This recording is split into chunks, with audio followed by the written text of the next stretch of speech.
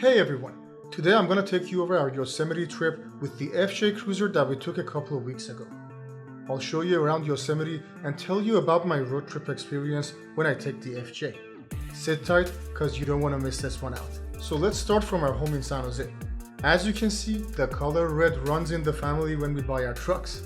There's just something about these colors that really attract me. I decided to take the FJ as it is my favorite all-time vehicle. I am so crazy about it that I make my entire plans around it, both in terms of stuff that I take with me and the number of people in the car. This time, it's my wife and I, plus our close friend Arman, which is a complete character. We call him the Persian Kramer. Now I'm going to show you how much stuff you can actually carry in an FJ if you pack things smart. Most people think the FJ is a small vehicle, but it definitely is not. I know it is smaller than most 4-door SUVs in terms of interior space, but it is still very roomy in my opinion. It just doesn't have a common form factor due to its suicide doors. Now I basically packed all the stuff you see here right in the cargo area just by packing efficiently and not leaving empty air pockets in the rear. Now in terms of interior space for passengers, my friend Arman is 6'4" and he managed to sit relatively comfortable in the back seat during our 4-hour drive towards Yosemite. Now fast forward a couple of hours, there are a lot of farms on the way to Yosemite and they attract a ton of flies. If you don't have an FJ, you might not know this, but the FJ's windshield is a magnet for flies due to its near vertical design. I mean, it is insane how many flies it catches during a road trip. The 3 windshield wipers were not doing anything after a certain point.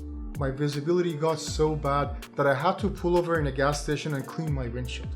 This is a price that you and the flies pay to drive this cool truck. Finally, we got to Crane Flat Campground at night where we were meeting the rest of our crew. We set up camp and slept like babies in order to get the most out of the next day. After all, Yosemite is among my favorite spots on this planet. We woke up early in the morning, made some breakfast, and left towards Cathedral Lakes where we were supposed to do an 8-mile hike. We stopped by Tenaya Lake on our way for a few minutes, which is truly beautiful and worth getting out of your vehicle for sure. We then went on our hike towards Cathedral Lakes, which I highly recommend. It is not too long being an 8-mile round trip, and it also does not have crazy elevation gain and is relatively flat compared to other trails in Yosemite. On our way back, we went through the valley where you have spectacular views of the Half Dome. Half Dome is in fact very stunning when you see it in person. I cannot believe there are human beings like Alex Honnold that climbed that flat 4,800 feet wall with no rope. It honestly makes me feel some people are different species compared to myself. We finally got back to the campsite where we made some fire and enjoyed dinner with our friends.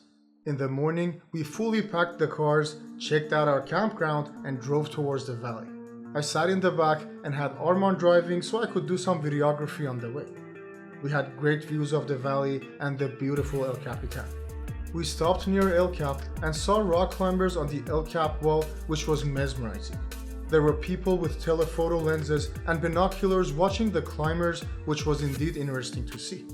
People usually do this climb in a few days, so they have to sleep along the wall, which even thinking about it makes me scared as I am scared of heights. My brother took me rock climbing for a few years, but I honestly never got comfortable with being suspended midair. Anyways, we had a ton of fun in Yosemite, and for people who want to visit and yet have not been able to, my only message is, do it! Just do it! Just make sure you go in the right season and plan your campground reservation in advance because it can be tough to find spots. Stay tuned for future videos, and I appreciate it if you could like this video and subscribe to my channel. Until another day, have a good one.